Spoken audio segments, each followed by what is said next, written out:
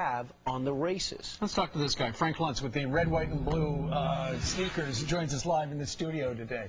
Well, I've got to be comfortable because this is going to be a very long day, long night. We've been looking at both the general public reaction to how much unions have spent in this election campaign. $1 billion, it's estimated. Billion over this whole election cycle in independent expenditures, direct contributions, and assistance from their own members, and the American people are ticked.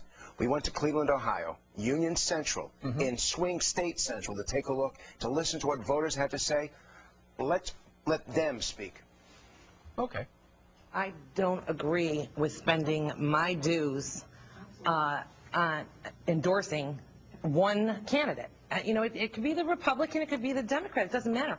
I don't want him to endorsing spending my money to do that. You guys agree with this? Yes. Absolutely. Yes. Does it make you angry? Yes, and I'm a former union member. I just don't think that the power that has been imbued into the unions it should be an influencing factor in our elections. We should stay out. Shouldn't the unions have the right to spend whatever they want? They should, absolutely. And I think the members, unfortunately, we're thinking in terms of the union hierarchy. I think the members of unions have a whole different idea about what unions ought to be doing, and they're not being listened to. If the members of the union are actually, the unions are doing the will of their members, then absolutely. But if they're not, then absolutely not. Unions are just like Congress today. There's far too much power in the hands of far too few people.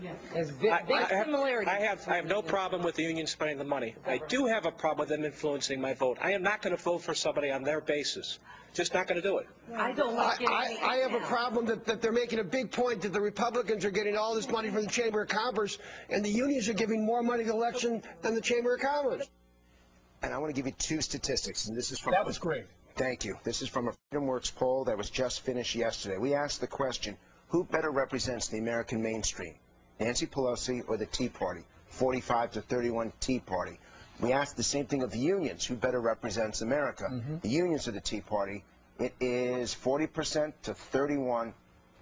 Let me bring it back up again. 40 to 28, the Tea Party over the labor unions.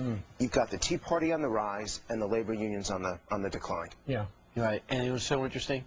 The White House, Democrats are upset at the White House for focusing on the Chamber of Commerce, as your last member just gave, for putting money into focusing on international contributions, which it made no sense. Democrats were upset by the left turn there. So what's happening now is the election will be over at the end of today, and the union membership is looking at just how much money was spent from their mandatory union dues, and they're mad as hell because they did not want Nancy Pelosi as Speaker. They did not want to defend the incumbents. They leaned Democrat, to be clear, but they didn't want to support these Democrats, and their money was taken from them and spent that way. It's one of the reasons why the Tea Party effort has been so successful, because the elites aren't listening to the American people. All right, and today a big day in America with us going to the polling places. You're wearing red, white, and blue up top, but down below as well. Where can I get some shoes like that?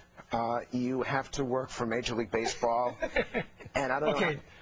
I don't know if Fox will let you do that. Well, they're good looking, the perfect ones to run the polls with. And guess what? Right after this break, he has just voted, and he's probably in one of the most hot contested elections in the country. Pat Toomey will be joining us live. Excellent.